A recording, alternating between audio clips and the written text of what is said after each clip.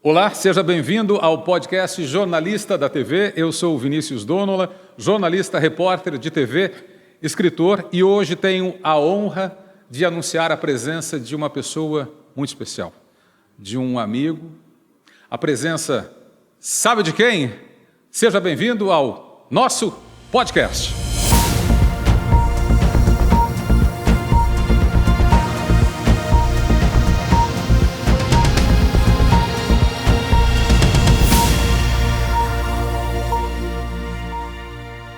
Luiz, é uma honra receber você nesse nosso espaço e te agradeço pela generosidade, porque eu sei que a sua voz hoje não está 100%. Percalços, né, Vinícius? Percalços de quem trabalha com a voz. Bom, gostaria de dizer duas coisas. Primeiro, não tem generosidade nenhuma nisso. Você é um companheiro referência para todos nós. Você construiu uma vida de pura credibilidade, de produção de conteúdo de alto nível, Obrigado. De construção de cidadania para esse país, de fazer com que as pessoas pensem o que nós estamos buscando, que caminho a gente está seguindo. E todos nós que somos jornalistas temos em você uma referência. Poxa, obrigado. Então isso é uma obrigação. Um jornalista de verdade tem a obrigação de estar aqui frente a frente contigo, debatendo ideias, debatendo o Brasil, falando da nossa profissão. Eu tenho certeza que você vai entender a voz, digamos, anasalada. É um processo de sinusite sério, desde o jogo da taça que o Flamengo recebeu do Campeonato Brasileiro, aquela história de ir para o Peru, eu já estava meio ruinzinho, aí 3 noites de avião, sem dormir, coisa e tal, eu eclodi uma sinusite e demora para curar, mas está dando para você aproveitar o conteúdo, que é o que nos interessa mais diretamente. Então, muito obrigado pelo convite e, acima de tudo, Vinícius, nós que fazemos jornalismo, a gente busca caminhos. Os caminhos, hoje, são absolutamente indecifráveis. Então, a gente consegue entender um ou outro caminho. E é um privilégio perceber que você está conseguindo trilhar outros caminhos que não só os caminhos da televisão, que é onde você fez, digamos, algo de um nível de excelência que é difícil de ser atingido.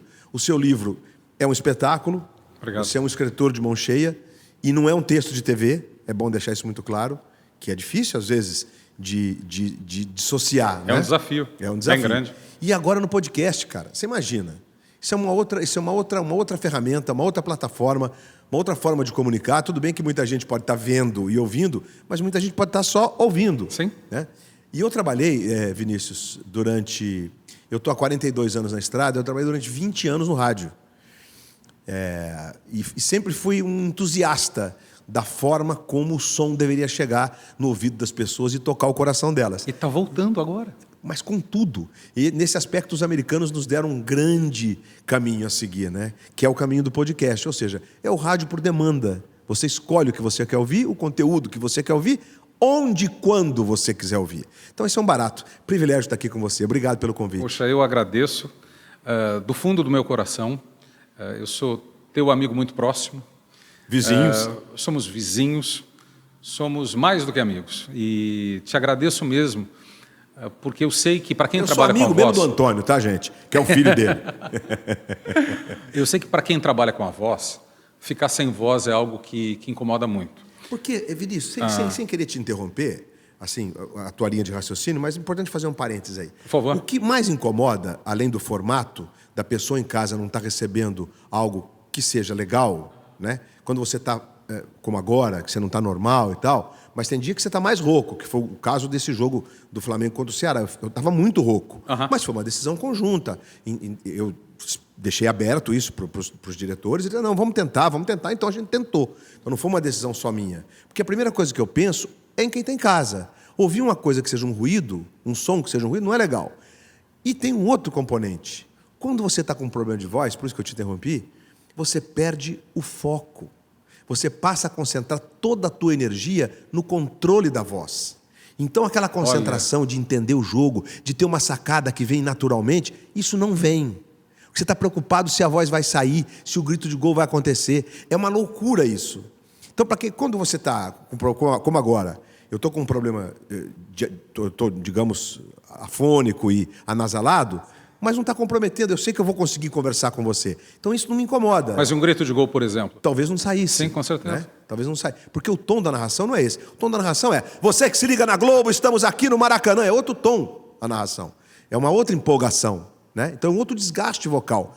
Então mexe muito com o teu foco. Você sai e não é só na hora, no antes. Quando você está em casa com problema na voz, você está fazendo inalação, você está ligando para o teu médico, você quer tomar mais um remédio, e você não está estudando o jogo, entendeu? Você não está estudando a história do jogo. O filho do Vinícius, o Antônio, a gente está agora há pouco falando de história. A gente está falando do gol do menino do Tottenham, no coreano Som, que quase não pôde jogar no Tottenham por conta do serviço militar que é obrigatório na Coreia, e ele tinha que ser campeão asiático e foi, para conseguir ir embora e realizar o sonho de jogar no Tottenham.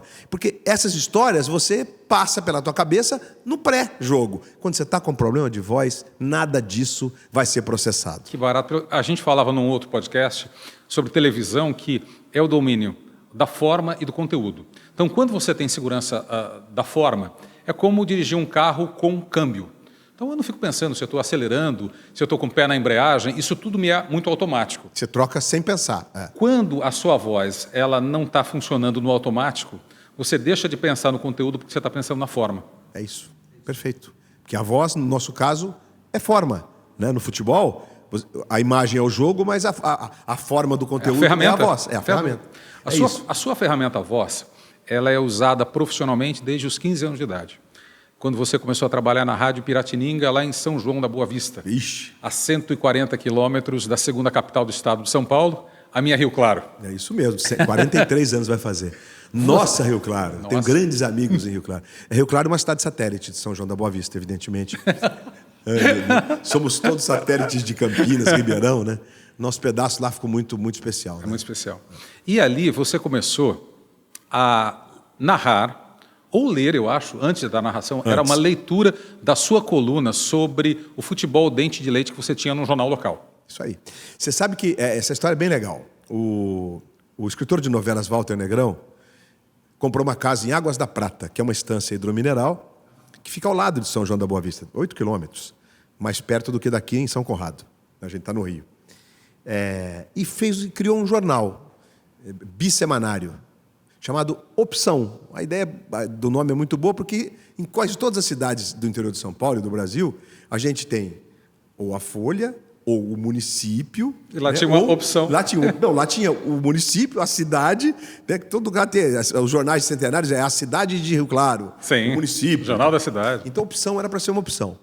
O Walter Negrão ficou lá um tempo, ele escrevia o jornal inteiro, um jornal de 8 páginas, para se divertir, evidentemente, para exercer a escrita. Mas, num dado momento, ele teve que voltar para escrever novela. E aí ele vendeu o jornal, botou lá a venda do jornal, a marca do jornal, e um colega que até hoje é político lá na cidade, e a gente era amigo de escola, tudo, ele comprou o jornal. O sonho, ele é jornalista, o sonho dele era ter um jornal, então comprou o jornal. E eu e ele, ou ele e eu, escrevíamos o jornal inteiro. Com quantos anos? Com 15. E levávamos para uma linotipo que ficava em Pinhal, que é uma cidade ao lado de São João da Boa Vista. Porque as duas linotipos de São João, que existiam, as gráficas... rodavam os outros. E eram dos outros. Então aqui não cabe, não dá, não tem espaço, os caras não queriam ganhar dinheiro. E incrível, a gente ia num Fusquinha, e aí o linotipo, para quem não sabe, você que está... Peraí, vocês iam num Fusquinha? Num Fusquinha. Quem dirigindo? O senhor Artem, que é mais velho. Sim. O senhor Artem. Não eram os meninos de 15. Não chegava a esse grau. O senhor Artem dirigindo, e mal, ele dirige mal até hoje, eu encho os picuá dele, como a gente fala lá. Pô, Artem, teu carro todo batido, pô. Ele fala, não consegui aprender a dirigir até hoje. Aí o linotipo, para situar você, linotipo, hoje, a gráfica, né, você imprime do celular, né, enfim, jato de tinta, essas expressões que são de 10 anos para cá. Naquele tempo, você tinha que digitar o texto, cada frase do tamanho da coluna, cada máquina comportava alguns tipos de tamanho, né? E cada frase no linotipo é um chumbo. A frase era chumbada para depois ser montada num pedaço de madeira e aquilo batia como um carimbo no papel. Os jornais foram feitos assim anos. Agora a gente teve a história do Washington Post, que se chama Post, o filme, né, com a Meryl Streep e com o Tom Hanks, que concorreu ao Oscar, que é uma história maravilhosa. Se você não viu, veja. Porque tem toda a história. Era linotipo que rodava na época do Watergate, que é uma reportagem, digamos, famosa, né, para os mais jovens, quem não acompanhou de perto. E é isso. Então, obviamente que no caso do Washington Post, aquela gráfica é original, ela virou museu. Então, o filme passa ali, nesse pedaço que tem a rodagem. Assim, uma experiência única. Você imagina a dificuldade que era. Era impossível, numa cidade como aquela, pensar no jornal diário. E naquele tempo, quando a gente começou, eu falei 42 no começo, eu sou 43 mesmo.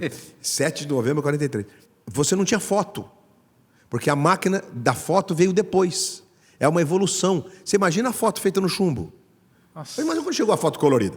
Então a gente fazia o Jornal Opção. E eu fazia o esporte, porque eu sempre gostei de esporte. E São João da Boa Vista tinha um time na 2ª divisão do futebol de São Paulo, Palmeiras, que é Palmeiras antes do Palmeiras. Então não copiamos o Palmeiras. Palmeiras era Palestra Itália, quando o Palmeiras de São João foi fundado. Palmeiras Futebol Clube, 1924, Palmeiras muda de nome na Segunda Guerra, né, por pressão das forças aliadas por conta do nazismo.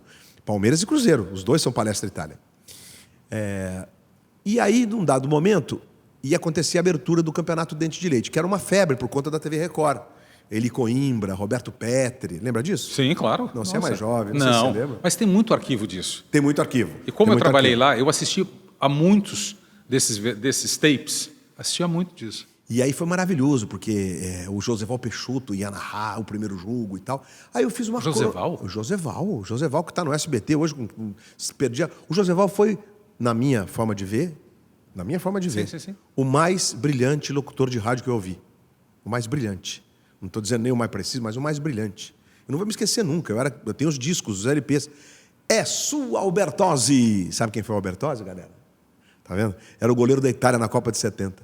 Vai buscar no fundo do gol. Aí depois que era o 4º gol do Brasil, aí ele descreve o gol, aí começa, o Joseval tem essa mistura do jornalismo com o poético. Eu não vou lembrar exatamente as palavras, mas ele começa a falar assim: Carlos Alberto, ele que vai levantar a deusa dourada de braços abertos para a verde Amazonas, para chegar em solo brasileiro. Em definitivo, ele é nossa. É sensacional, o Joseval é sensacional. E ouvindo você fazer, é maravilhoso. Imagina. É maravilhoso ouvir isso. E ele foi um locutor de rádio estupendo. E aí eu acho que o Osmar Santos, que é outro gigante, outro genial, que um acidente de carro nos tomou, o Osmar veio para misturar o que estava acontecendo naquela altura com esse tom meio poético do Joseval, e preciso também, e trazendo a precisão do Pedro Luiz. Estou falando do Rádio São Paulo, tá, gente? Não estou discriminando o Rio, não. Estou falando de um personagem paulista, e cuja influência... E o Joseval... Ele deu muita sorte.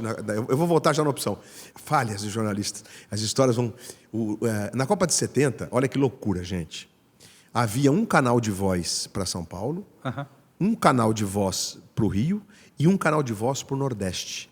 As emissoras de rádio foram obrigadas a comporem em pool para transmitir a Copa de 70. Então, no caso de São Paulo, era a Rádio Bandeirantes, cujo locutor era o Fiore Giliotti, a Rádio Tupi, que era o Pedro Luiz, e a Rádio Jovem Pan, a Rádio Pan-Americana, que era o Joseval. Cada um narrava 15 minutos dos 45. E o Joseval é impressionante, ele narra 3 dos 4 gols. O primeiro, do Pelé contra a Itália, de cabeça, é o Pedro Luiz que narra. O Fiore não narra gol na final. É uma sorte. Eles sortearam a ordem, dava 30 minutos, passava para o outro. Eles não chamavam de pool, eles chamavam de rede, não vou lembrar o nome. Rádio Pan-Americana S.A., Rádio Bandeirantes e Rádio Tupi. Então, e aqui no Rio também houve uma composição para que as rádios pudessem transmitir, porque era um canal de voz, era uma linha física, não tinha satélite, você imagina.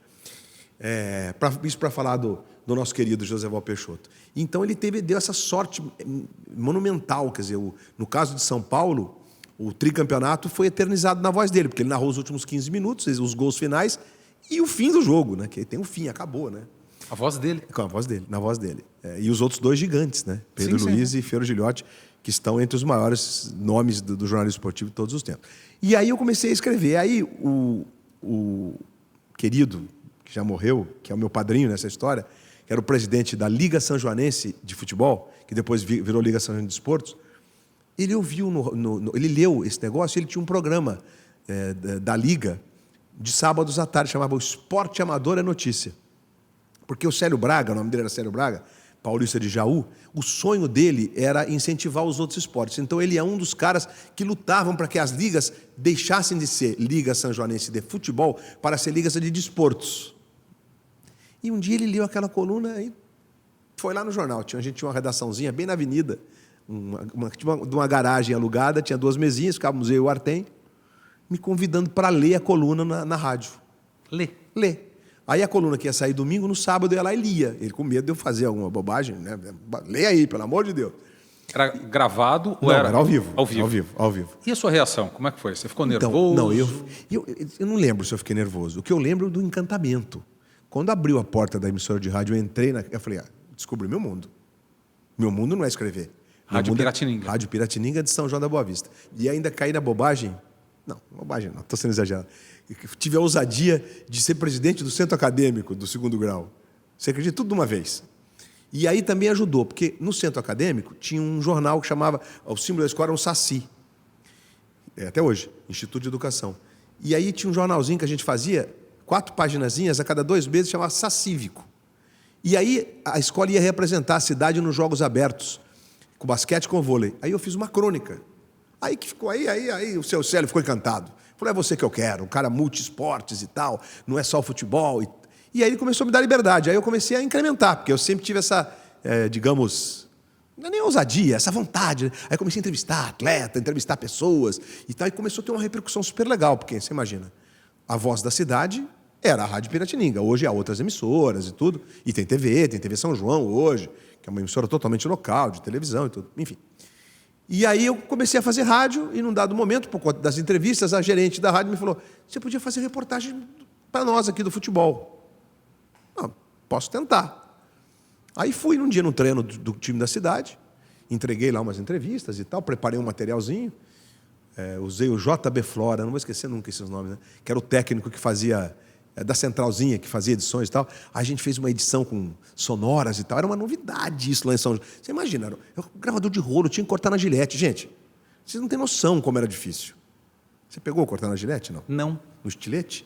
Você pegava, você queria tirar uma fala, você pegava a fita no gravador de rolo, ouvia, alô, após do alô, parava, tirava, trazia, botava num negócio de alumínio que tinha os 2 pontos de corte, passava o estilete, aí tinha uma fitinha branca que você colava a fita. A edição era assim. Para você, e essa edição, se o treino terminasse depois das 10 horas da manhã, para o programa meio-dia era impossível, não dava tempo. Era muito trabalhoso. Só que aí, moleque, o outro também moleque, cheio de empolgação, a gente... E aí foi legal, deu uma super repercussão, porque ficou uma coisa nova, a gente estava entregando um produto diferente do ponto de vista do áudio. Isso em São João da Boa Vista. Isso aí estamos falando em meses. Mas aí você vai para Campinas depois. Não, mas antes disso tem a história final, para eu parar em Campinas. A gente foi para um jogo em Indaiatuba. Tá. Aí o supervisor que levava a gente, tinha uma Brasília, levava a gente. Eu, o narrador e o comentarista. E eu, o repórter. Estamos no caminho. Aí pergunto eu para o supervisor, pro Vanderlei. Vanderlei, cadê o Basílio, que era o nome do locutor? Era um diretor de banco. Ele falou, não, ele vai chegar, ele vai direto. O Basílio é um cara que está bem de vida, ele viaja com a família, vai passear. Estou lá escrevendo as coisas da reportagem, aí o Vanderlei, Luiz, o Basílio não trabalha mais com a gente, ele foi transferido para Presidente Prudente, você vai narrar. Eu falei, não, peraí, vai narrar. Não se preocupe com os anúncios que leio eu, porque no rádio a gente lia os anúncios. Depois que o sindicato conseguiu normatizar isso de uma forma correta. A gente lia os anúncios, o locutor que lia os anúncios, que é um pouco mais velho, vai se lembrar, né? O locutor, a bola tocada saiu pela linha de fundo e Vinícius, dono da camisaria, a melhor camisa da cidade. Era assim a parada. E ele falou, deixa que eu leia os anúncios, com medo de eu errar nos anúncios. E aí eu comecei a narrar. Com quantos anos? Aí estamos falando de 1977, há 42 anos. Aí eu comecei a narrar, virei narrador. Foi aí que eu virei narrador. Esse é o primeiro jogo. Palmeiras de São João da Boa Vista e Primavera de Indaiatuba, vitória do Primavera por 2-0. E Luiz Roberto com quantos anos? 17, aí narrando. Depois você foi para Campinas, só depois disso. Não, aí, bom, a gente falou de 15, 16, 17. Eu estou concluindo o 2º grau, certo? Uhum.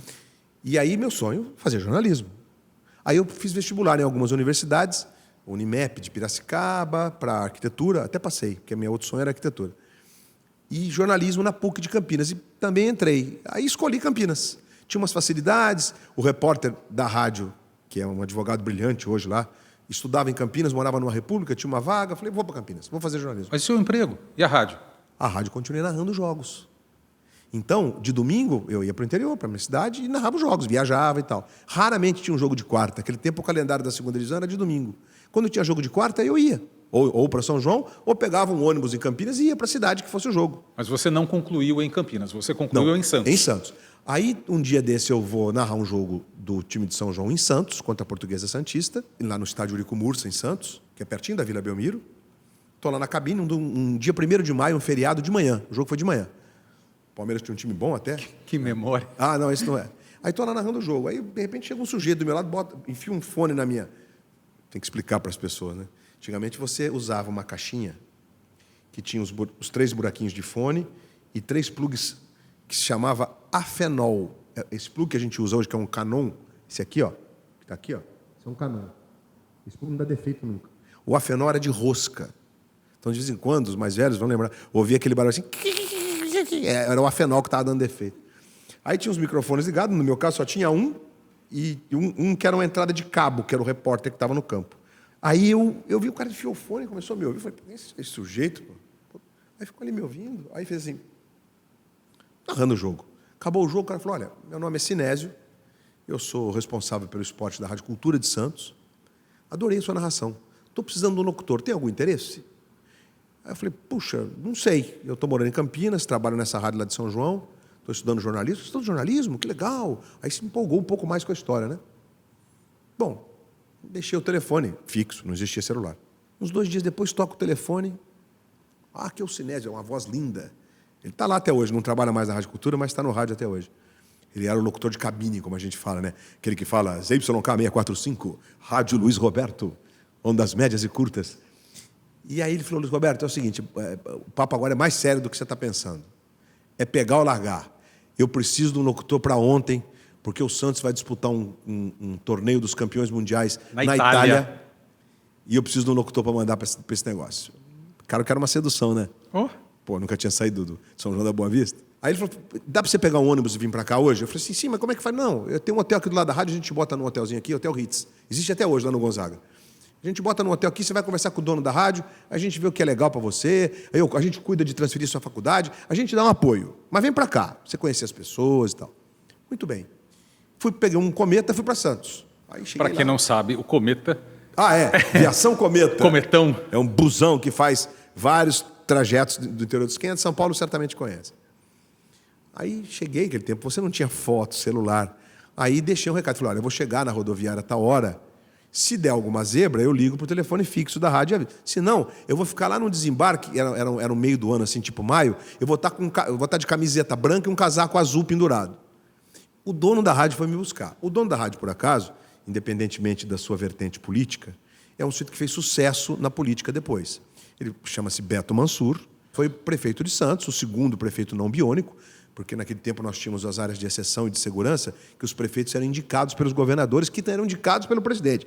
Quer dizer, a gente vivia uma ditadura mesmo no Brasil. Era um processo de abertura, mas ainda muito lento. Nós estamos falando de um período em que o prefeito de Santos era biônico. Estou falando de Santos. E aí conheci o Beto, um garoto, cabelo grande, engenheiro eletrônico, herdou a rádio do pai, que foi um filântropo e um apresentador popular das manhãs da rádio, e que teve um câncer de corda vocal e perdeu a voz. Chegou a hora que ele falou, bom, agora vou viver a vida, e entregou a rádio para os filhos. O Gil era o do comercial e o Beto era o cara que tocava a rádio, que era o cara do eletrônico. E eu sempre fui encantado com microfone, áudio. Puta, a gente se deu bem de cara. De cara, porque ele falava, não, porque eu estou comprando isso, eu tenho os misturadores Shure, que é uma marca desse microfone que você está falando, que são os melhores e tal. Eu falei, nossa, só a Rádio Globo tem isso. Não, mas a gente tem aqui e tal. Aí me seduziu. Me ofereceu um dinheiro que era muito mais do que eu podia imaginar para a época. Imagina. E aí, você transferiu a faculdade? Aí eu transferi a faculdade. Como tu disse, era quase meio do ano. Vieram as férias. Eu tive que fazer várias adaptações, porque, lamentavelmente, os currículos naquela altura no Brasil não eram uniformes. Sim. Eles eram diferentes. Então, tinha matéria cá que não tinha lá, enfim. Mas foi um aprendizado maravilhoso e incrível. Na PUC, eu tive alguns professores que me marcaram, nos meus primeiros 2 anos de PUC. PUC de Campinas. Né? PUC de Campinas, a PUCamp, né? Estudei lá. Estudou? Jornalismo? 2 anos lá. Que legal, Vinícius. 2 lá. Pô, a gente é confrade. E depois eu fui fazer faculdade em Portugal, mas os meus 2 primeiros anos foram lá. Ah, que coincidência. 87, 88. Eu sou um pouquinho antes só. E aí eu fui para Santos. Nessas adaptações eu tive que fazer 1 ano a mais de curso. Ok? Só que os professores eram todos jornalistas da Ativa. Os caras entendiam perfeitamente a minha vida. Então, tinha que Santos, para Campeonato Paulista, que era o mais importante daquela altura, que era quase o ano inteiro, é longe de tudo. você vai fazer um jogo. Mais perto é São Paulo. Mas você vai fazer um jogo em Piracicaba, virou uma viagem que você tem que dormir. Senão você vai viajar a madrugada inteira, são quase 400 quilômetros. Araraquara, Presidente Prudente, Ribeirão Preto, tudo longe. Então eu tinha que faltar. E eles foram complacentes com você? Foram. E aí o mais bacana, eu tive um professor chamado Wildes Fonseca, cujo irmão Márcio Fonseca se notabilizou em São Paulo, no Estado, no Jornal da Tarde, depois foi trabalhar em assessoria de imprensa de pilotos de Fórmula 1, um cara sensacional. E ele me dava como se fosse aula particular. Olha que maravilha. Ele falava, Luiz Roberto, hoje eu não vou almoçar. Vai lá para a faculdade, vamos lá para a biblioteca. Olha, ontem aconteceu isso. Mas a minha experiência com a São Leopoldo, que depois virou Unisantos, é assim, eu fico arrepiado, porque é um aprendizado único. E a faculdade de jornalismo foi muito importante para você? Foi pelo seguinte, por causa do impresso. Porque, do ponto de vista da narração, claro que se aprende alicerces do jornalismo, isso é indiscutível. Princípios, o lastro, né, a base. Lógico. O que move o jornalismo. Isso está lá. Agora, se você vai falar mais bonitinho ou mais feinho, é outra história. É contigo. O teu talento para falar, isso é teu. Claro. Agora, e mesmo no texto. O texto, cada um tem o seu estilo próprio, o cara se descobre naquele estilo, mas a faculdade te indica caminhos de como construir uma reportagem. Né? Independentemente da cobrança do diploma, obrigatória ou não. Independente. Eu tenho uma tendência favorável, tá, Vinícius? Eu não sei nem se é o teu caso, mas eu tenho uma tendência ao diploma. Ao diploma? Sim. Eu sei que é muito polêmico, mas sou favorável aos comentaristas específicos. Acho que de medicina comenta um cara de medicina, como é o Drauzio Varela no Fantástico, como é o cara de segurança nos telejornais locais da Globo. Acho que é pertinente isso. E no jornalismo? Agora, eu acho que o editor-chefe, por exemplo, o repórter, ele tem que ter informação acadêmica. É a minha forma de ver. Eu não sei se é porque eu fui muito tocado pelos meus 3 últimos anos e me ajudou muito a entender a função social disso que a gente faz, sabe? Então, não é porque eu tenho diploma, não, porque eu também sou radialista. O que eu faço, basta ser radialista. Porque, um outro episódio, porque a gente... É um privilégio, na verdade, ter passado pela construção de atividades que foram regulamentadas. Isso é um privilégio dos mais velhos. Porque quando eu trabalhava no rádio, veio a regulamentação, quem já tinha atividade registrada em carteira tinha direito a um curso de 6 meses e ao registro profissional. Eu tenho esse registro. Então, a faculdade de jornalismo, na verdade, para mim, ela é uma escolha, não uma necessidade naquela altura. E se o meu filho, Antônio, fosse o seu filho, e ele quisesse fazer jornalismo, você diria para ele fazer faculdade de jornalismo? Então, eu acho que tem 2 linhas de raciocínio. Com a história do diploma, já acabou? O Supremo já julgou? Sim. Com a história do diploma, que acabou então, estou tão bem informado, hein? Eu te confesso que eu diria para o Antônio, você pode ser um bom jornalista porque você tem uma escola de berço que está te ajudando desde o dia que você nasceu. E se você quiser ganhar tempo com outra formação acadêmica que te dê um diploma, uma profissão de reconhecida do ponto de vista trabalhista, mas, ao mesmo tempo, me paira uma dúvida, porque o banco da escola é tão importante. Aula de laboratório, aula de fotografia, a lógica da paginação. Ética. Bom, isso nem se fala. Eu tendo a dizer para fazer. Que pergunta difícil você me fez, Vinícius. Porque, eu nunca respondi porque sobre muita isso. gente pergunta para a gente, eu recebo muita pergunta, e recebi na semana retrasada a pergunta de uma amiga, cujo filho tem 17 anos, a Carla, e ele está querendo fazer jornalismo. Eu sou um otimista. Eu acho que a gente está passando por um processo de transformação. Mas a produção de conteúdo, ela só cresce. E só cresce com ela também o lixo. Então, na separação do joio do trigo, quem souber fazer o trigo, quem souber fazer com substância, com ética, com responsabilidade, vai ter sempre espaço. Eu penso assim. E, no meu caso, a faculdade ajudou muito. Então, eu digo, faça. No meu caso. Eu tendo a dizer faça. Faça, porque é um aprendizado, é uma escola, e mais, é uma reflexão sobre a função, o tempo inteiro. Porque você, além da questão mecânica que você aprende, né, prática, muitas... Imagino hoje, imagino o curso de rádio e TV da USP. O que o cara não tem à disposição? Mas a USP formaria um bom narrador? Ou o narrador é na raça? Não, é difícil. Eu acho que você pode, nesse caso, ajudar, mas a pessoa tem que ter vocação. E te explico rápido. O que é vocação para narrador? Qualquer um pode ser narrador? Pode. O narrador ele tem alguns ingredientes. Uhum. Ele precisa ser um sujeito afeito a tomar pequenas decisões em curto espaço de tempo. Isso é decisivo. Se ele pensar muito, ele não vai narrar direito. Porque você toma decisões em frações de segundo. Por exemplo? Por exemplo, você está lá narrando uma situação qualquer. Né? Estou falando de narração especificamente. Se você tiver o que deve acontecer com quem faz essa função relativamente bem preparado, bem informado, você tem dimensão de que cada figura daquela pode fazer.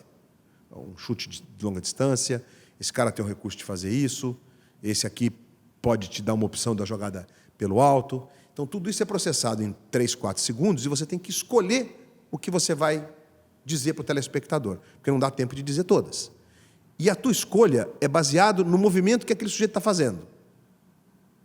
Você tenta deduzir o que ele vai fazer, decifrar o golpe, como o tenista, quando vai sacar, o outro lá fica olhando, quando o cara joga a bola, ele fala, vai sacar aqui.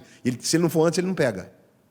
Ele tem que ir antes. Ele não espera a bola sair. Se a bola sair lá, ele não pega mais. Então, o narrador tem essas decisões. Outras decisões. Tem uma série de circunstâncias, de fatores que estão em volta da transmissão. É o gol paralelo, é o replay de uma jogada que ficou na dúvida, é o juiz que tem que falar do lance que a gente ficou devendo, ficou lá uma dúvida se foi pênalti ou não, é o comentarista que está querendo falar e que não ouve nada disso, só o narrador ouve. O comentarista está ali, ele está prestando atenção no jogo, ele tem alguma coisa para dizer. Então, processar isso e priorizar isso é o tempo inteiro. Você tem que estar muito ágil. E o certo é priorizar e acertar. Eu priorizei o replay do gol que foi anulado e foi decisivo isso, por quê? Porque o cara errou a anulação do gol e na sequência saiu o gol do outro. Luiz, o grau de concentração deve ser uma coisa Vinícius. extenuante. Extenuante, eu saio cansado. Isso que eu ia te perguntar, acabou o jogo. Ok, terminamos aqui, segue a programação, passou para o Faustão. Quando você passa, acho que o teu corpo deve ser... Tem certeza. Vinícius, tem assim, algumas coisas. Primeiro, eu tenho até uma certa resistência vocal. Né? Tem uma voz médio, que a voz grave se desgasta mais. Né? Tem uma voz médio, tom médio, que ajuda nesse aspecto. Mas, com o passar dos anos, a sinusite é mais recorrente, a vista agora usa óculos, tem uma série de coisas que atrapalham a narração. Eu demoro para preparar um jogo. Eu demoro. Então, assim, eu cansei de ouvir, hoje em dia não ouço mais, graças a Deus, parece que, enfim, entenderam. Locutor folga de sábado. Como locutor folga de sábado? Ele prepara o jogo de domingo? Domingo é só o cereja do bolo. Domingo é o físico. O intelectual é na véspera, antivéspera, semana inteira. Eu levo tudo pronto. O show do intervalo está lá no papel, da cartela. A chamada do Fantástico, da reportagem que eu chamei várias vezes você, está lá pronto. Não dá na hora no estádio. É um negócio assim. Ali não se estuda, ali se executa. Claro. Quantas horas você estuda antes de um jogo de times que você conhece bem? De times que eu conheço bem, não dá para mensurar porque eu acompanho o cotidiano. Então, de manhã, o meu noticiário está envolvido. Obviamente, por exemplo, a minha prioridade é assim. Quais são os times e os esportes que eu faço mais? O futebol, os 15, 16 grandões que nós temos no Brasil, eu passo por eles todo dia. Todo dia, porque é uma novela. E aí, a semana, eu vou narrar o jogo Corinthians, São Paulo, Flamengo, Vasco, ou Bahia, contra fulano de tal. Não vou citar porque eu não vou falar que eu estou chamando de time pequeno, não é isso. Esse time não está no meu cotidiano, só o mais importante. Então, eu incluo ele no meu cotidiano. Então, desde a segunda, às vezes quando é um jogo que vai demorar para acontecer, por exemplo, Copa do Brasil e Libertadores, agora que o calendário é espaçado. Né? Então, eu narrei o jogo do Flamengo lá com o Emelec. Nem lembro se foi esse caso. E depois o outro era dali 15 dias. Você fica acompanhando 15 dias o Emelec. Por que é importante isso? Porque você começa a ter embasamento para o lado que interessa. Porque a pessoa fala assim, mas o que a pessoa vai saber? O que o Queiroz... Bom, vai saber, porque o Queiroz é o motorzinho do time, é o cara que dá o passe que quebra a linha e que, para a sorte do Flamengo, foi o cara que errou o pênalti na disputa por pênaltis. que é o batedor de pênalti, inclusive, do time. Então, é importante, porque ele te dimensiona a ação daquele time que mais interessa, no caso do brasileiro, nesse caso, né? Porque quando são dois times brasileiros, tudo interessa. E, além de tudo, ainda tem, Vinícius, a questão de você estar muito afeito como que aquela cidade, que aquele estado está percebendo os acontecimentos em torno daquele time. Porque a gente faz uma rede nacional. Então, quando eu estou narrando um jogo, por exemplo, o último, que foi Ceará e Botafogo, o jogo era mais importante, inclusive, para o Ceará, que era a permanência, do que para o Botafogo, que poderia, se o Fluminense perdesse, uma vaga na Copa Sul-Americana, que já jogou N vezes. Então, a minha atenção jornalística, talvez ela estivesse mais próxima do Ceará do que aconteceu durante a semana, que tentaram virar o carro do menino, que acabou tendo que ir para o banco porque a cabeça dele não processou. O cara ficou mal, pô. Tentaram virar o carro do cara. Imagina. Maluquices desse Brasil. Então, assim, não dá para mensurar, mas quando eu sento para botar no papel, porque aí eu vou fazendo, inclusive, hoje tem notas no computador, no celular, eu vou anotando coisas. Isso aqui é importante, isso aqui é importante. No papel? Muitas vezes. Muitas vezes. Inclusive, escalação de time estrangeiro, eu faço bem grandão, uma letra grande assim, colo no para-brisa do carro, estou dirigindo e vou decorando. Pô. Não, peraí. Escalação. Por exemplo, Coreia e Brasil. O Brasil jogou Coreia agora há pouco. O que você faz? Fora o som, que é conhecido. Ah. Aí eu peguei a escalação, quando o técnico divulgou a escalação lá, forma tática, 4 zagueiros, 3 volantes, 3 atacantes. Eu boto à disposição os números, ponho num papel grande, número em vermelho, e colo no painel do carro, estou dirigindo, eu vou ao mercado, na farmácia e vou lendo. Então o 14 é o lateral direito. Ele cruza bem. E o lateral esquerdo, ele marca mal. Luiz. É assim. Porque se você for olhar no papel na hora do jogo, não dá certo. E vôlei, então, que o cara toca na bola uma fração de segundo. Se você for olhar no papel, já acabou o ponto. Você tem que saber quem é o cara. Senão você narra replay. Aí é ruim. Quem te ensinou isso? A estrada. A estrada. Essa é a narração de precisão, que é uma escola que surgiu com Pedro Luiz em São Paulo, há muitos anos, mas que ficou assim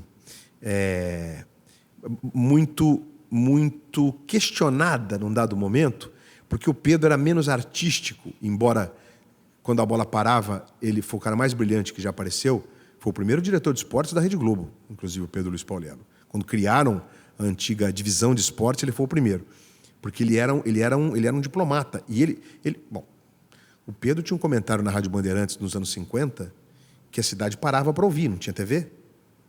Era às 8 horas da noite entrava um comentário, ele falava meia hora de improviso, sem repetir palavra. O Pedro era um intelectual. E ele narrando era preciso. Não tinha TV, preciso, com essas informações que eu acabei de te dizer, dimensionando as coisas, entendendo do jogo. Porque me pergunto, o locutor é obrigado a entender do jogo? É o ideal. Tem muitos que não entendem, sabem que não entendem tanto do jogo e são brilhantes narrando. Priorizam a descrição e a precisão de quem está com a bola. Mas, às vezes, não conseguem decifrar uma nuance que está para acontecer. Um envolvimento tático, um erro tático. E isso é preciso muito. Primeiro, tem que ter jogado um pouquinho, né? Como nós. O interior nos facilitou essa vida. De tentar alguma coisa no futebol. E segundo, de muito estudo mesmo, de conversa com um cara que jogou, de tentar entender. O que eu já li de livro de tática de futebol, de N caras, de N técnicos, e não só de futebol, de basquete, tudo, porque o X do jogo está na tática, de qualquer jogo. Então, eu acho importante. Se você quer ser locutor, não é ainda, entenda do jogo, do futebol, do voleibol, do basquete, do que você for fazer, do automobilismo. Você ainda consulta especialistas? Muito. Você ainda liga, aqui é o Luiz Roberto? Sem dúvida. Estou com uma dúvida agora, tem uma regra nova. Você ainda faz isso? Direto, e de véspera de jogo eu ligo para técnico dos times, não em tom de entrevista, então para conversar. Você está pensando aí e tal, pá. Às vezes eles contam, às vezes eles não contam, mas é um contato, é importante. Por isso que para te dizer assim, então eu acho que o locutor ele vai aprender na estrada, existem coisas, conceitos que são claros, né? A percepção da audiência vai mudando, o formato, então você também vai mudando. Então, como dizia do Pedro, aí a gente tinha o Fiore Giliotti, que era mais formato, embora ele fosse muito preciso no começo, né? Depois que ele ficou mais velhinho, que os olhos... Ele começou a ser mais formato, mais a ginga dele, né? O Joseval era uma mistura de formato, o Osmar Santos era formato em estado puro, né? E tal. Imagina, é algo novo, né? E acho que hoje a gente está numa mescla importante, veio uma linguagem um pouco mais emotiva, o jogo na TV está mais falado. Eu vim para a TV Globo, tinha um monte de coisa que a gente não podia fazer, porque era um manual de redação, tem que respeitar o silêncio, a gente respeitava. Transição de bola da intermediária até o meio campo, calma, deixa a pessoa em casa olhar, pegar o copo de cerveja, o copo... Esse respiro não tem mais hoje. Tem mais hoje. E aí você tem que acompanhar. Eu não sei se está certo ou está errado, eu te confesso. Pelo que eu recebo de feedback, de volta, acho que está certo. As pessoas estão curtindo essa coisa mais emotiva e tal, né? De estar narrando mais o jogo e estar falando e mais envolvente. Então, acho que a gente tem uma necessidade, na minha opinião, para quem quer ser locutor, de raciocinar sobre conceitos, que a gente ficaria falando aqui um tempão, e, ao mesmo tempo, se preocupar com a forma, sim. A forma é como a pessoa em casa te percebe. Porque se você vai entregar o jogador certo, isso é uma obrigação. Agora, como que você vai entregar o jogador certo? Qual é o ponto certo da leveza? Porque, por exemplo, eu não sou humorista. Eu consigo ser leve, mas engraçado eu não vou conseguir, eu vou me atrapalhar. Pode até uma sacada ou outra ficar engraçado, mas aí é casual, não é a regra. Então eu costumo dizer para as pessoas que me perguntam, os colegas e tal, não, mas hoje em dia tem que ser engraçadinho. Não. Tem que ser leve. A gente está num momento de leveza. Até porque o cotidiano está muito pesado. O futebol, embora seja paixão, a pessoa fica nervosa, ela está ali num momento de leveza. Deixa eu desfrutar disso aqui. É legal, o cara está bem-humorado, mas tem hora que não dá para ser bem-humorado. Tem hora que o jogo é mais tenso do que qualquer leveza. O Flamengo e River Plate não dava para ser leve. Ficar brincando com a camisa do munheco. Brinquei até com o coletinho do Jorge Jesus, que deu um azar dos diabos. Nos jogos que ele entrou de colete, o time começou perdendo, depois virou com paletó. Então, fora isso tudo que a gente falou, que é pensado sempre, numa véspera de jogo, quando eu sento para passar para o papel, passar para o computador, e escalação é no papel, e hoje em dia, como os técnicos não divulgam, eu uso umas etiquetas, eu devia ter trazido para te mostrar. Então, eu levo uma etiqueta com 25 nomes, ali tem o nome dos caras, número, quantos gols, onde nasceu, onde jogou, e quando sai a escalação eu vou na etiqueta porque eu boto em ordem tática. Que se eu botar de ponta de cima embaixo eu me confundo. Neurose total. Peraí. Desculpa.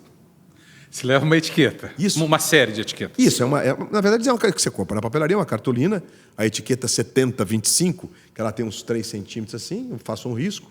Embaixo vão os times na sequência que o cara jogou, tudo abreviado, evidentemente, né? Onde o cara nasceu, qual a altura, qual a idade, quantos gols no campeonato, quantos jogos naquele time. Tem uma série de informações ali. Nome da mulher, nome do filhinho que estava no hospital, tudo vai ali. Entendeu? Né? Que nem o Baby Guto do Everton Ribeiro, ninguém sabia. Aí um amigo meu do hospital, puta, Luiz Roberto, posso te ligar daqui a pouco? Eu tô atendendo aqui o Everton Ribeiro, o menininho ia ser um prematuro e tal. Aí liguei para o assessor dele, ele falou, é verdade, mas está bem. Posso falar na televisão? Pode. Pronto, ninguém sabia. Aí ele fez um gol e se emocionou, pô, é lindo. Aí você sabe por que o cara se emocionou. Esse é o papel da gente, né? Baby Guto, garoto, tá lindo, moleque. Tá vendo que lindo é ter conteúdo para saber usá-lo na hora certa. Porque se você não soubesse disso, se você não fosse um jornalista, na sua essência, essa informação tão preciosa naquele momento, você não teria para explicar a emoção do Everton Ribeiro. Não teria, certamente. Não teria. Amigo, não teria. Não teria. Por isso que o banco da faculdade é tão importante, né? Para exercitar isso tudo, né? Para te dar aquela base, né, que você carrega. E como você é tão organizado na prévia do jogo, ser escalado como você foi para fazer a final da Libertadores, faltando quantas horas? Vamos lá. Isso te causa uma tensão, aquela descarga de adrenalina? Sem dúvida, Vinícius. Causou isso? Causou. Eu vou contar a história inteira. Assim, inteira. Tentando resumir para não ficar tão enfadonho para você. Eu estava escalado no dia do jogo, para ficar no stand-by, né? Porque quando é uma transmissão fora do Brasil, principalmente, todas, mas fora do Brasil tem um stand-by pronto. Porque pode ter um problema de satélite e tal. Para off-tube. Para off-tube. Off-tube, para quem não sabe, é narrar ou no Rio ou em São Paulo, do estúdio. E eu estava escalado pro stand-by e depois para fazer um pós-hora, que em caso do Flamengo campeão, e no dia seguinte para fazer a chegada e tal do time. Eu estava com uma pendência com os colegas da ACERT, que é a Associação das Emissoras de Rádio e Televisão do Nordeste, e me assumi um compromisso e falei, acho que aqui vai dar, porque o Galvão vai viajar, não tem jogo quarta-feira, minha mulher é cearense. Fui para o Ceará na terça-noite. O jogo seria, né? O jogo é sábado. Aí tô de folga. Quarta, quinta, sexta? Tô de folga Quatro quarta e dias quinta. depois. Tô de folga quarta e quinta, que sexta tinha que voltar. 2 dias de folga, fui pro Ceará. Tranquilo. Quarta-feira fiz lá o que tinha que fazer e tal. À noite estava até um dia, foi bacana. Fomos jantar com os amigos, ficamos lá batendo papo. Quarta sem futebol, né? Aí todo mundo brincando, quarta-feira não tem futebol. Aí tá comendo churrasco e tal. Quinta-feira, eu fui dormir tarde e tal. Quinta-feira, umas 9h15 da manhã, levantei. Eu tenho o hábito de já abrir logo o chuveiro. Aí entrei debaixo do chuveiro e tal. Parecia que estava alguma coisa me avisando. Aí tomei banho, já fiquei cheirosinho. 20 minutos depois, toco o telefone. Era a nossa diretora, dizendo que o Galvão teve um problema. Precisamos te trazer para Lima. Aliás, ela falou assim, você precisa vir para Lima. O George vai te ligar, que é o nosso gerente de futebol, ex-repórter, George Guilherme. Aí, quando o Jorge me ligou, eu falei, Jorge, primeira providência, tem um voo meio-dia. Então, já saí de casa, estou indo para o aeroporto, 3 horas da tarde eu estou no Rio, a gente vê o que faz. Deu friozinho? Até aí não. Eu fiquei muito tenso com a história do Galvão. A minha preocupação era o Galvão. Não estou fazendo média aqui não, gente. Eu não preciso disso. E o que me deixou fora do prumo foi o Galvão ter ficado doente. Porque se o Galvão diga, puxa, não vou, porque nasceu meu neto, vou priorizar, lindo, vou lá feliz da vida. Aí aquela coisa dentro de avião, e aí a cabeça a 1000 por hora, e aí a Globo fez o que sempre fez, foi a público, logo no jornal hoje, e disse, Galvão Bueno teve um infarto em Lima, está tudo bem, é um infarto menor, porque foi numa veiazinha pequenininha, secundária, mas ele não vai narrar a final da Libertadores, que será narrada pelo Luiz Roberto. Notícia, quem sou eu para ver a notícia, mas... Porque era uma posição correta para evitar qualquer tipo de... Especulação, boato. Você trabalhou na Globo, você sabe, a postura sempre jogar limpo. E quando eu cheguei no Rio, a gente tinha um problema de não ter voo. Não tinha voo. Esquece. Não tem voo, não tem voo, não tem voo. Aí a viagem era bem cansativa, que a gente tinha arrumado, que eu ia encarar, né? A gente ia sair daqui, ia para Santiago, dormir em Santiago, e pior que não tinha um hotel que ficasse sem risco de barricada entre o aeroporto. E eu comecei a achar perigoso aquele caminho. Eu falei, gente, esse caminho não está legal, eu posso ficar retido em Santiago, porque eu vou ter que sair do aeroporto. E se eu ficar no aeroporto 2 noites inteiras, em claro, dormindo em cadeira, eu não vou ter condição física. Aí cheguei no Rio e liguei para uma conhecida minha da Latam, que era, inclusive, de Fortaleza, que trabalha no Rio agora. Aí ela falou assim, olha, você tem uma esperança, porque o que acontece? A empresa colocou voos extras, tem um voo extra hoje, e por precaução a empresa não colocou o avião inteiro à venda. Ela bloqueou 15 lugares ou 18 lugares, porque tem muitos colegas de outras companhias que estão pedindo para adaptar passageiro de voo que não teve e tal. Eu acho que a gente vai ter um assento sobrando aqui. Sem escala? Sem não, direto, voo extra. Houve 43 voos extras do Rio para Lima. Aí eu fiquei tranquilo. Aí ela falou, a gente vai conseguir. Aí botaram em contato com o pessoal de passagem da Globo, de viagem da Globo, para eu ganhar tempo. Porque o pessoal que está trabalhando na obra de casa, estou fazendo uma obra em casa, os caras fizeram uma mala para mim e me levaram lá no Galeão com o uniforme. Se eu tivesse que ir direto, já estava o uniforme. O pessoal da obra? É. Porque sua esposa estava em Fortaleza, a casa estava vazia. Eu abro o armário tal, aí pega um paletó azul. Eu sei, seu Luiz, aquele que só aparece na TV é esse mesmo. Bota aí dentro da mala. O pessoal da obra? O pessoal da obra. Abre a gaveta número 1 aí, tá o passaporte. Ai, meu Deus do céu. Mas aí deu tempo, eu voltei para casa. Catei a outra mala lá, que foi levar, um motorista da Globo foi levar, voltei para casa. E aí o pessoal falou, vai ter o voo 4 horas da manhã.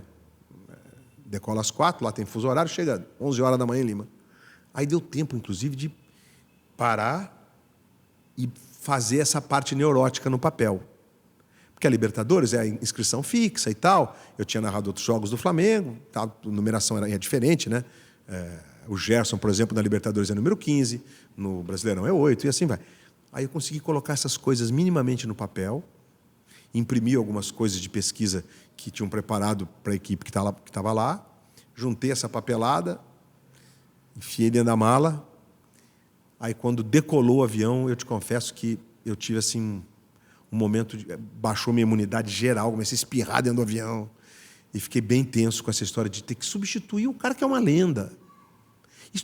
Não é substituir. Eu já narrei vários jogos que em tese seria o Galvão a narrar. Semifinal de Copa do Mundo, final de Libertadores, mas que por um motivo ou outro ele não narrou. estava fazendo outra coisa, estava na Fórmula 1, estava viajando, estava casando, sei lá o quê. Não por aquele motivo? Não por aquele motivo. O Galvão não vai narrar porque ele não pode, está impedido fisicamente, por uma questão clínica. É muito triste. Caramba, eu falei, gente, o Galvão é uma lenda. O Galvão está nos nossos ouvidos todos. Há 40 anos que ele está no ouvido do brasileiro. É sério isso. Essa é a minha dimensão. Eu fiquei mal. Eu falei, puxa vida, ele podia ficar bom. Comecei a falar, ele podia ficar bom. Fiquei com isso na cabeça, não conseguia pensar no jogo. Aí cheguei, a primeira coisa que eu fiz foi lá no hospital. Aí cheguei no hospital, eu tinha falado com ele antes por mensagem, com a mulher dele, a Desirê, que estava lá. Né? Cheguei no hospital, estava lá a Joana, nossa diretora de eventos. Aí ela falou, ele passou uma noite ruim porque estava com o nariz entupido. É mesmo? Eu falei, bem Galvão, né? E aí o médico falou que não podia passar o vaso constritor no nariz. Ele ficou bravo, que ele queria dar o meu Afrin aí. Aí arrumaram o Afrin, agora ele está com o Afrin lá. Mas pode entrar. É meio bagunçadinho aqui? Pode entrar. Ele está na UTI, no leito 3, você vai na pré-sala, vai se vestir com aquele negócio todo, e se perguntar, você diz que é filho. Mas não precisei, porque ninguém me parou. Aí fui lá ver o Galvão. Aí quando eu entro no leito, ele está na mão esquerda com o Afrin, assim, deitado assim, mas dormia um sono profundo. Eu fiquei uns 5 minutos, ele passou um filme na minha cabeça, rapaz. E o Galvão bem, né? Olhei o monitor, tudo 12/8. Falei, graças a Deus que ele vai narrar o jogo. Deus podia tirar ele daqui agora e botar ele no jogo. Pô, é o cara que quer fazer o jogo, né? Aí fiquei ali uns 5 minutos, umas 2 vezes eu falei um Galvão mais alto para ver se ele acordava, mas ele não acordou, ficou dormindo. Eu falei, está dormindo o sono dos justos. Aí saí, e já era 2 horas da tarde, hora local. Aí, enfim, mergulhei no jogo. Aí mudei o chip. Aí fui para o estádio, acompanhar as coletivas, reconhecer a área, a cabine. 2 horas para chegar, 2 horas para voltar. Talvez eu tenha até errado, porque isso tudo me causou um desgaste físico maior, né? Porque eu estava todo sem dormir. Mas é o que eu gosto de fazer, né? Véspera de jogo, eu gosto de um lugar que você nunca foi, eu gosto de ir lá, ver como é que é. Porque aí você vê que a mesinha é ruim, sua cabeça já processa que vai ser ruim. Tudo isso conta. E aí cheguei meia-noite, tomei um banho, nem comi. Pra você ter uma ideia, eu nem comi esse dia. Depois que eu percebi que eu não tinha comido. Aí abri uma latinha de amendoim. Eu falei, agora eu preciso de sono. Eu preciso de sono. Voz, secura, preciso de sono. Aí dormi, fiz uma noite boa. E no dia seguinte, o jogo lá era 3 da tarde.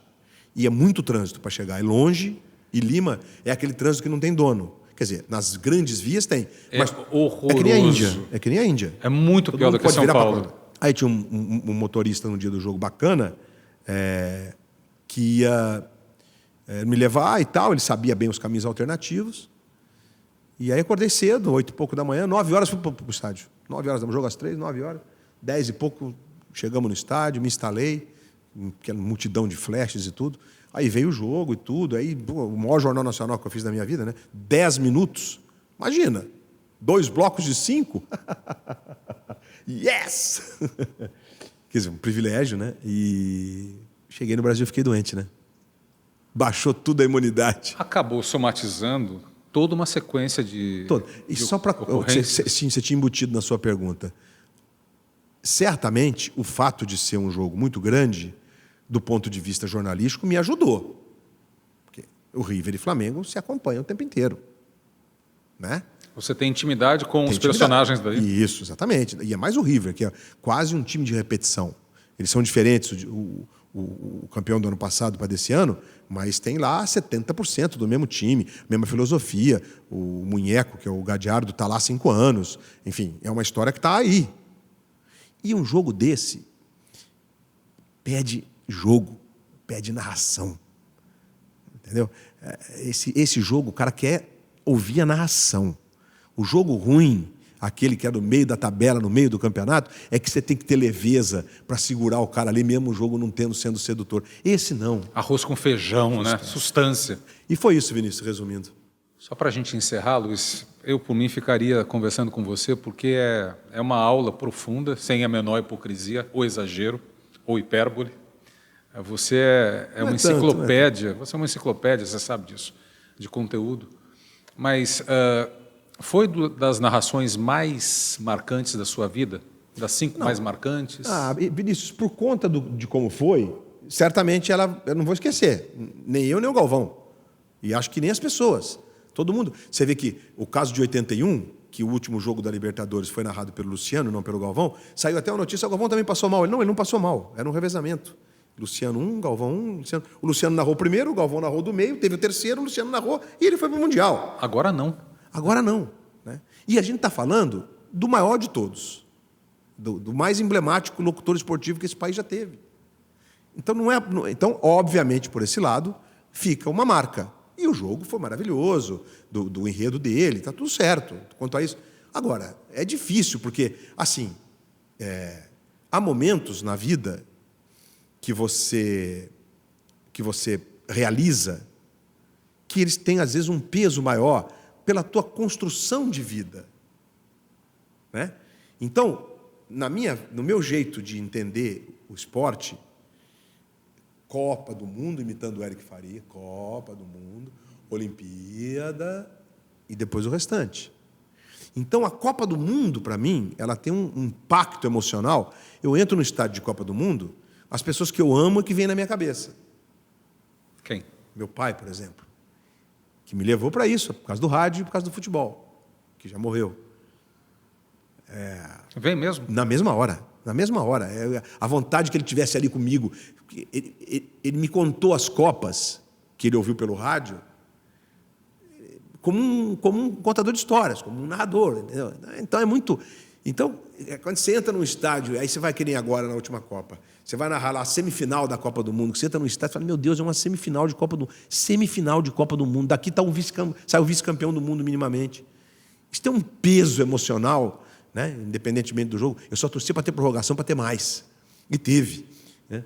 Então, assim, não dá para você... Eu acho que são coisas distintas que você vai colocando na tua prateleira lá e vai guardando com o maior carinho. E, às vezes, algo que é imponderável, mas que tem o lúdico do jogo, como o Flamengo 5, Santos 4, que, por um acaso, esse dia, eu ficava falando com as pessoas, gente, nós vamos assistir hoje os últimos 2 jogadores lúdicos do futebol brasileiro. É o Ronaldinho que está passando o bastão para o Neymar. Vocês têm dimensão disso? Se esses caras jogarem bem, a gente pode ter um jogo que não tem na Champions, que não tem na Copa. E aconteceu. Os 2 jogaram pra cacete. O Ronaldinho fez 3 gols. O Neymar fez 2 lindos.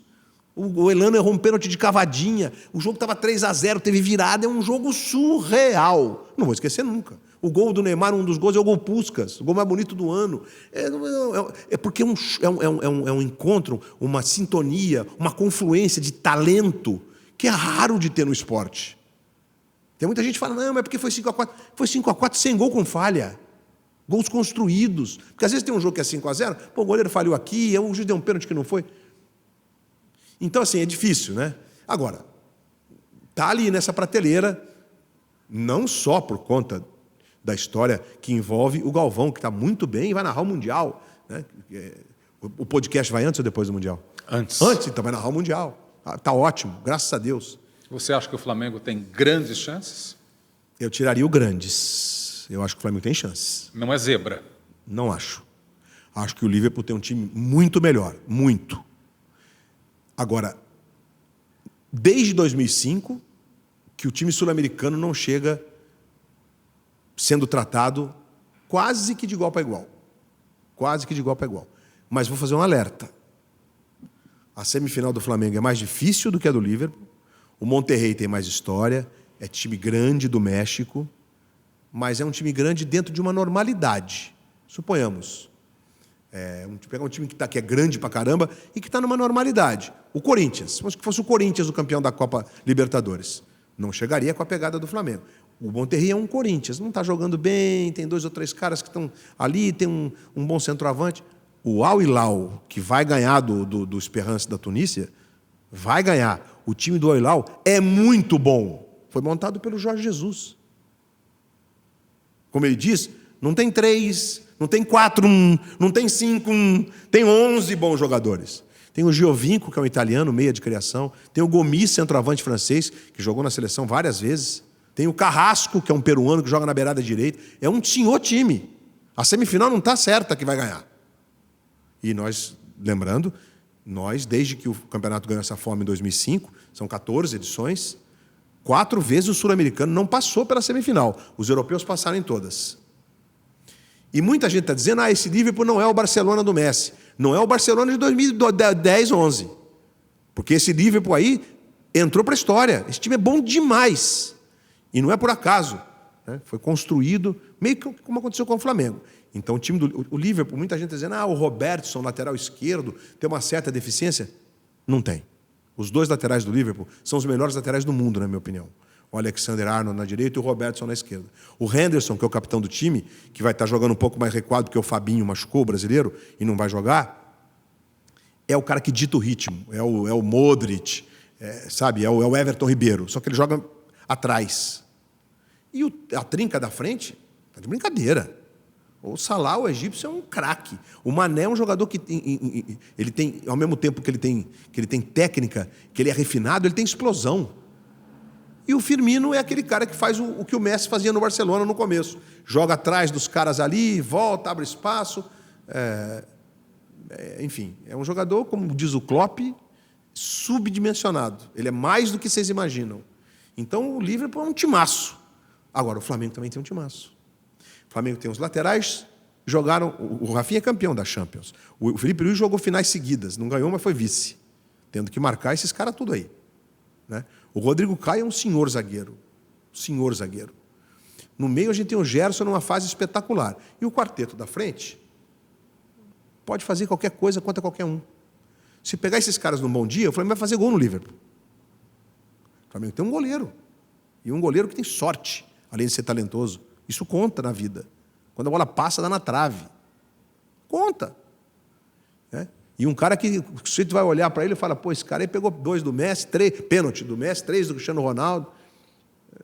Então, tem jogo. Num dado momento, eu estava dizendo 70-30. Mas eu já estou subindo um pouquinho. Estou achando que é 65-35.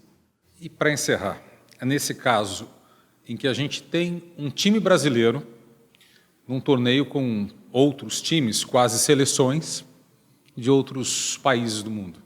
Você se permite ser um pouco torcedor? Me permito.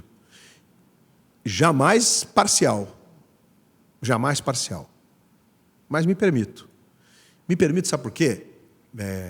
Eu acho que nessa hora, o viés da tua interpretação, ele tem que ser para onde você está falando. Mesmo sabendo que metade vai estar torcendo a favor e metade vai estar torcendo contra. Mas é para o Brasil. Nos envolve. No fundo, é bom para todo mundo o que está acontecendo, independentemente do resultado final. É legal. Os olhos do Brasil estão voltados para essa competição. E os olhos do mundo para o que a gente vai apresentar lá. Porque, Vinícius, para finalizar, o que está acontecendo, esse ano a gente teve, desde 1983... que tem a coincidência do Flamengo, e conta muito, a gente tem a maior média de público da história do Campeonato Brasileiro. Aí todo mundo fala, é por causa do Flamengo. Não, dessa vez não é por causa do Flamengo só. É porque o Maracanã é outro estádio. Naquele tempo era um amontoado de pessoas. As pessoas iam para lá com risco de vida. Não cabia 200 mil pessoas no estádio. Responsabilidade total. E falo isso porque trouxe para o Brasil a legislação que recalculou a população dos estádios. Me xingam até hoje, mas eu tenho o maior orgulho disso. Orgulho. O Pacaembu, o presidente Vicente Mateus entrou na sala, eu administrava o Pacaembu, e falou assim, menino, tá louco? Futebol é um no colo do outro. Futebol é no colo do outro e fica um pouco fora. Não tem problema. É 70 mil ingresso para Corinthians. Corinthians, que Corinthians? Ele falava. Mateus, são 5 pessoas por cada 2 metros no cimento. É lei. Cabem 44 mil. 10% de público não pagante. São 40 mil à venda. É o que cabe aqui. E se colocar cadeira, vai diminuir mais um pouco. Porque a cadeira aí são 4 por 2 metros. A cadeira são 50 centímetros. Essa é uma lei que foi estudada na Europa e aprovada na Inglaterra depois da tragédia de Sheffield, que as pessoas foram pisoteadas. Liverpool. E eu fiquei lá, estudei essa... Liverpool Juventus. Estudei essa encrenca a fundo. A prefeita Luísa Erundina aceitou e a gente fez uma lei, é um decreto. Não existe a menor possibilidade de mudar. E aí os estádios passaram a ser recalculados em cima de São Paulo, por obrigação de um decreto, e isso se estendeu depois para todo o Brasil, e graças a Deus hoje a gente tem os estádios com as capacidades corretas. Mas eu ia dizer o seguinte, que a gente está colhendo frutos dos estádios bons que nós temos. E só queria fazer um alerta. Independentemente de licitação, concorrência, se roubaram ou se não roubaram, não é isso que eu estou discutindo. Não é essa a discussão. Os estádios foram feitos e estão aí. E eles são, fisicamente falando, o melhor legado que a Copa deixou. Tem ainda as coisas do transporte. No Rio houve o metrô por causa da Olimpíada. Em várias cidades do Brasil a gente teve ampliação de vias de acesso, mas pouco para o que podia ser. É um legado físico, com exceção da Arena Pantanal, um pouco, talvez da Arena da Amazônia. Os outros estádios estão cheios o tempo inteiro. Só que eu percebo já, fora os particulares, inclusive o Maracanã, um certo descaso com a manutenção. Não repetiremos médias de público. Não teremos 40 mil pessoas no Fluminense e Fortaleza, que não valia nada na penúltima rodada, ou 80 mil, 70 mil no Vasco e Chapecoense, que não valia nada, não fosse pela qualidade inacreditável de boa dos nossos estádios. Então, teve 50 mil pessoas no jogo Fortaleza e Bahia na última rodada, gente. O Fortaleza foi a terceira média do futebol brasileiro. É só porque a torcida do Fortaleza é grande e apaixonada? Não, porque o Castelão é um prazer de ir. Cuidem dos estádios. Pensem como cidadãos. É um patrimônio. Cuidem deles. Não adianta depois fechar 3 anos e fazer obra. Porque quando o Maracanã fecha, o futebol do Rio luta todo mundo para não cair. O estádio é decisivo. O estádio é decisivo no futebol mundial. Luiz, eu devo dizer para encerrar que, para mim, para as pessoas que aqui estão, para os nossos ouvintes e internautas, foi uma honra, foi uma aula, foi um privilégio. Eu não diria que isso aqui foi uma entrevista, nem uma conversa, isso aqui foi um documento histórico do seu conhecimento, do seu conteúdo, da sua energia e da sua paixão pelo jornalismo. Muito obrigado. É com muito prazer que a gente abre a ciranda de entrevistas do nosso podcast. Até o próximo.